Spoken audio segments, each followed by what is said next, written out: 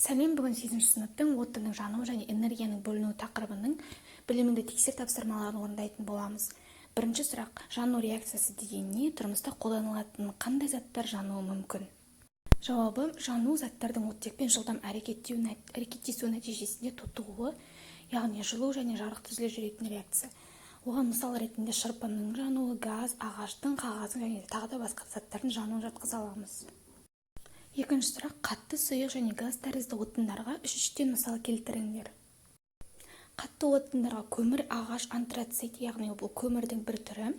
Сұйық отындарға бензин, керосин, мазут, ал газдық отындарға метан, пропан, этанды жатқыза аламыз. Үшінші сұрақ: келесі заттар жанғанда оксидтер түзілетінін ескеріп, жану реакциясының теңдеулерін жазыңдар. Күкірт, фосфор, этилен және де ацетилен. Күкірт, фосфор, этилен, ацетиленнің жану реакцияларын жазу керек. Бірінші асты күкірттен бастаймыз. Күкірт С қосылған O2 түзеді SO2. Әсі фосфор қосылған оттек түзеді P2O5. Мұнда 2 қоямыз, мұнда 5 қоямыз, мұнда 4 қоямыз. Келесі Б-сы этиленнің жану реакциясы C2H4 қосылған O2 түзеді CO2 қосылған H2O.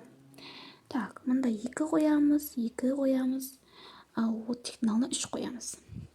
Келесі В-сы C2H2, яғни ацетилен қосылған O2 түзеді CO2 қосылған H2O.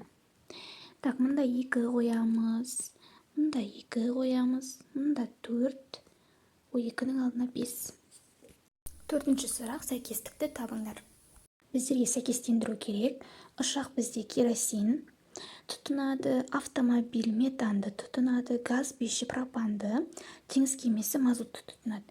Яғни жауаптарымыз: А бізде 2, Ә бізде 4, Б 3, ал В 1. Бесінші сұрақ: барлық заттар ауада жана ма? Неге CO2, H2O, кремний O2 жанбайды? Негізі барлығы ауада жанбайды. Жанбау себебі олардың артық электрондарын қабылдай алмайды. Алтыншы сұрақ: жану басталу үшін қандай шарттар орындалуы қажет? Жану басталу үшін жанатын зат, тотықтырғыш, яғни оттек, және де жанатын затты тұтану температурасына дейін көтеру керек. Жетінші сұрақ: тұтану температурасы деген не? Бұл жанатын заттың негізгі жанатын температурасы. Әр заттың тұтану температурасы әр түрлі болады. Сегізінші сұрақ: өрт неден пайда болады және де өртті сөндірудің қандай әдістерін білесіңдер? Өрт жалыннан, оттан пайда болады. Өртті сумен, көбікпен, құммен және галогенді көмірсутекті қоспалармен сөндіреді. Тоғызыншы сұрақ: өрт кезіндегі ауа ластануының көздері қандай? Шала жанғанда иіс газы CO және күйе түзіледі. Көмірқышқыл газы жаһандық жылынуға алып келеді және ауаны ластайды. 10-шы сұрақ: өрт сөндіру практикасында заттардың жанғыштығын азайтатын арнайы заттар антипериндер пайдаланылады. Ғаламтор материалдарынан антипериндер туралы хабарлама дайындаңдар. Антиперин грек тілінен аударғанда антиқарсылық, префикс өрт деген мағынаны білдіреді.